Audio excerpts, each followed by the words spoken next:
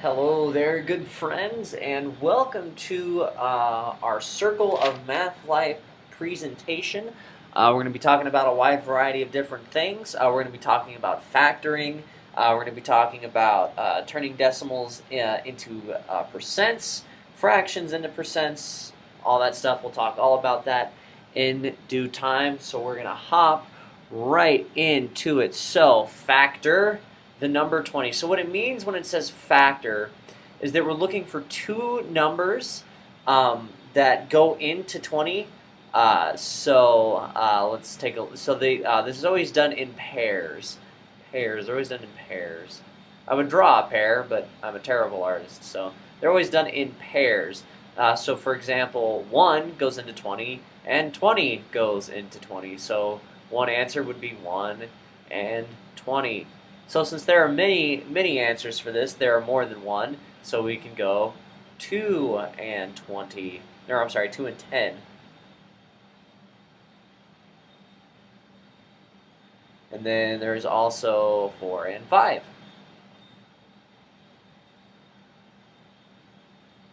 So always done in pairs, multiply to get 20. Alright, so moving right along to 38. 38 is kind of tricky, so 2 is definitely, will go into 38, so we'll just put 2. And then we'll got 19. There's always 38 and 1.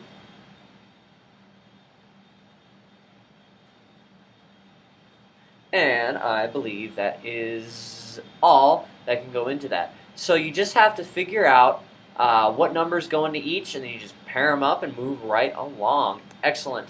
All right, getting a little tricky. So this is review. So 18x to the third and y to the fifth divided by 10x and y to the third. So this, mind you, can also be written like this. X to the third, y to the fifth, and then a line right there, and 10x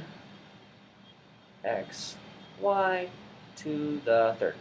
Okay, so if you remember from our last video, you would know that you have to subtract the exponents when you're dividing.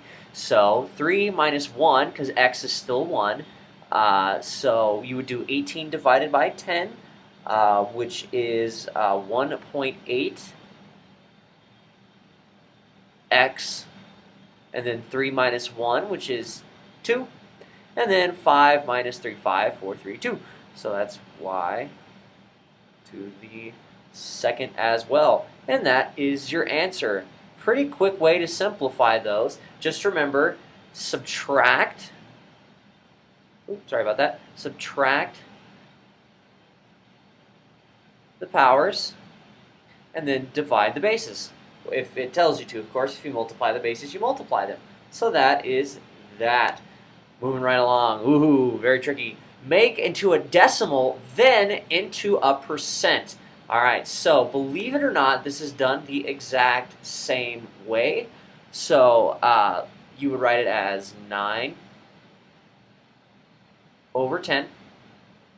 So what you would do is you would divide the top number by the bottom number, or the numerator by the denominator. So you would do 9 divided by 10, and then your decimal answer would be 0.9. That is how you convert into a decimal. And then if you want to convert it into a percent, it's very simple after that. It's 0.9, and then you move the decimal point over to the left, or to the right, twice. So that would be 90%. 9 out of 10 is 90%, or 0.9 if it's just a decimal. So when you're doing these, think of it as a test.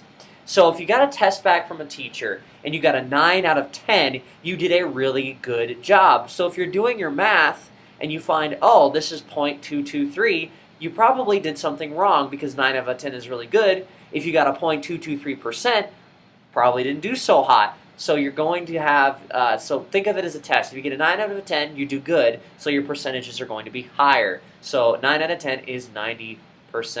All right, moving right along. So we have 8x is equal to 20 over 30. So how on earth are we going to find x? Well, we're going to have to write it like this. 8 over x is equal to 20 over 30. And then, very tricky here, you cross multiply, so you multiply 30 times 8, and then you divide by 20, or the number that's left above here. So you would have 8 times 30, and then divide it by 20. And I believe 8 times 30 is 240. 240, oops, sorry. And then you divide that by 20, and then your answer after that, 240 goes into, or 20 goes into 240 12 times. So x is equal to 12. So that is all you do. Cross multiply, then divide by the numerator that's right there. So you divide by that number right there.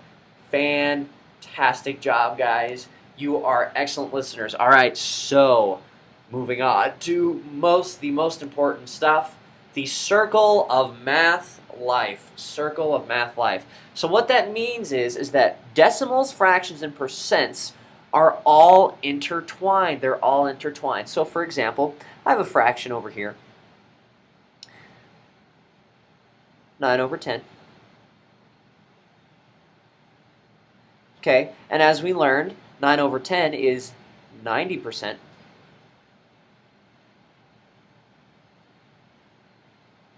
And over here it's 0.9. So what this means is that they are all interrelated. These are all the exact same number. 0.9 is the same as 9 over 10, and 9 over 10 is the same as 90%.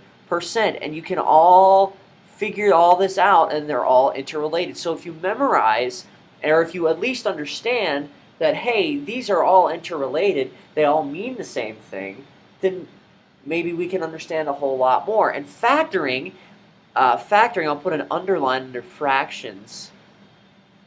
Factoring, I'll just put F for factoring, is a quicker way to solve. So I'll explain what that means. So for example, you have 9 out of 10. So 9 out of 10.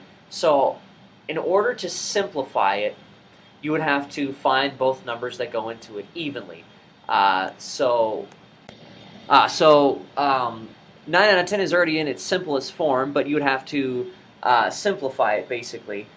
So say for example, you had a fraction that was very hairy, like 128 over 300 or something like that.